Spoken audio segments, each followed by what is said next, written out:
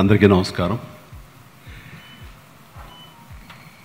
ఇంత గొప్ప డాక్టర్స్ మధ్యలో కూర్చోవాలంటే చిన్న పేషెంట్ లాగా ఉడికే వస్తుంది నాకు. ఒక్కొక్కరు ఒక్కొక్క శాఖలో నిష్ణాతులు, అద్భుతాలు సృష్టించిన వాళ్ళు. ఇక్కడ డాక్టర్ రేలా గారి గురించి ప్రస్తావిస్తే ఆయన Guinness book of world record ఉంది. 4 రోజుల పసిబిడ్డకి లివర్ ట్రాన్స్ప్లాంట్ చేసి ఇప్పుడు ఆ బిడ్డ ఏం చేస్తుందో ఇంతకుముందే చెప్పుకుంటూ వచ్చారు. అది చాలా అసలు అమేజింగ్. 4 రోజుల బిడ్డ. అది విన్నప్పుడు షాక్ తిన్నాను. ఈ రోజున మనకి 2 లక్షల దాకా మనకి లివర్ ట్రాన్స్ప్లాంట్కి ఏదో రకంగా మనకు అవసరం ఉంటే బతుకుండి టిష్యూ మ్యాచ్ జరిగి ఇవ్వటానికి కోసంగా ముందుకు రాని పరిస్థితి. సరే, ఆర్థికంగా వెసులుబాటు లేదంటే అది వేరే విషయం. ఆర్థికంగా అన్నీ ఉండి డోనార్స్ దొరకక ఇవ్వలేని పరిస్థితిలో వాడు అలాగే ప్రాణాలు పోతున్నాయి. ఇందాక డాక్టర్ని అడిగితే 2 లక్షల మంది నెసెసిటీ ఉంటే అందులో దొరకక 1,00,000 మంది చనిపోతున్నారు. ఈ ఉండే వాళ్ళలో కొద్ది మందికే 100,000 సంఖ్యలో మాత్రమే జరుగుతుంది ట్రాన్స్ప్లాంటేషన్. ఆ జరిగిన వాళ్ళు సరైన అవగాహన లేక కొంతమంది కొన్నాళ్ళు ఉండి ఆ తర్వాత మళ్ళీ కావలసిన దాన్ని సప్రెసెంట్స్ ఉంటాయి కదండి, వాటిని వాడాలి, అవి రిజెక్ట్ అవ్వకుండా. అలాంటి వాడక సరైన అవగాహన లేక అలా కొంతమంది పోయి ఉండొచ్చు. కానీ బట్ ఇది మరింత ఎక్కువ మంది ముందుకు వస్తే కనుక, మరింత ఎక్కువ మందికి లబ్ధి చేకూరితే కనుక ఈ లివర్ వ్యాధుల మూలంగా చనిపోయే సంఖ్య గణనీయంగా తగ్గుతుంది అని చెప్తుంటే నిజంగా. ఎందుకంటే మిగతాది చనిపోయిన మరణానంతరం ఇచ్చే ఆర్గాన్స్ వేరు, ఈ లివర్ అన్నది బతికుండగానే ఇవ్వచ్చు.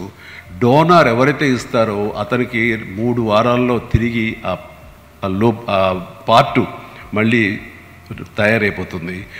లబ్ధి పొందిన రిసిపియంట్కి అయితే కనుక అతనికి 3-4 నెలలు 5 నెలలు, ఇఫ్ ఐఎమ్ కరెక్ట్ డాక్టర్, అతనికి మళ్ళీ తిరిగి లివర్ పూర్తిగా వస్తుంది. అట్లాగా నా మిత్రుడికి డబ్బు లేక చాలా సఫర్ అవుతుంటే ఇందాక చెప్పారు రవీంద్ర గారు, ఆయన దగ్గరికి ఫస్ట్ వెళ్ళాను. రైల్వేస్లో పనిచేస్తుంటాడు.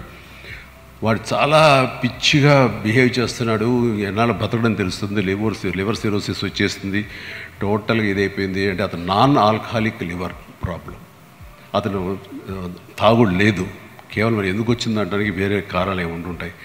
అతని బిహేవియర్ ఉంటే ముందుకు తీసుకొచ్చేయండి. ఇక్కడ ద బెస్ట్ లివర్ సర్జన్ ఉన్నారు రవీంద్ర గారు, ఆయన టీం, ఆయన చేయిద్దామని ముందు తీసుకొచ్చాను. ఎంత ఖర్చు అవుతుంది ఏంటి అని అడిగితే ఖర్చుకు వెనకాడకండి డాక్టర్ గారు, మీరు చేసేయండి అని నాది బాధ్యత అన్నాను. అయితే ఆ తర్వాత అతను రైల్వేస్లో పనిచేయటం మూలంగా నాకున్న ఇన్ఫ్లుయెన్స్కి రైల్వే మినిస్టర్, సెంట్రల్ మినిస్టర్ని నేను అడిగి వాళ్ళ చైర్మన్, ఆ కమిటీ చైర్మన్ చేత అప్పటికప్పుడు తెప్పించి ఆ డబ్బు తీసుకురాగలిగాం. అలా ఎంతమందికి అవకాశం ఉంటుంది, ఎంతమంది సపోర్ట్ చేస్తారు. ఆ డబ్బు రాకపోయినా నేను మరో రకంగా సపోర్ట్ చేసేవాడిని, అది వేరే విషయం. ఇట్లాగా ఇన్ని రకాలు ఉన్నాయి. అట్లీస్ట్ ఈ డిమాండ్ అండ్ సప్లై మధ్య ఇంత గ్యాప్ ఉంది. ఆ గ్యాప్ని తగ్గించగలిగితే ఎంతోమంది ముందుకు వచ్చి అది ఎంతో పుణ్యం చేసేవాడు అవుతాం. ఇది ప్రపంచంలో ఎన్నో అడ్వాన్స్గా ఉన్న దేశాలతో పాటు మనం ముందుకు వెళ్ళగలుగుతాం.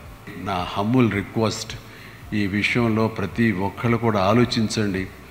ఒకళ్ళు ఒక 8 ప్రాణం పోసేలాగా మీరందరూ పునీతులు అవ్వాలి, మీరందరూ ఆ దిశగా ఆలోచించాలి. అలాగా నాకు ఈ అవకాశం ఇచ్చారు. అండ్ నేను మెడికల్గా నన్ను అవగాహన ఉన్న మనిషిని కాదు కాబట్టి తప్పులు మాట్లాడుంటే క్షమించండి. అండ్ నేను ఈ రోజున కాదు, ఎప్పుడో మనం ఫస్ట్ టైం కలిసినప్పుడే రవీంద్ర గారు నా అవయవాలన్నీ కూడా నేను ఇవ్వటానికి సంసిద్ధునయ్యాను.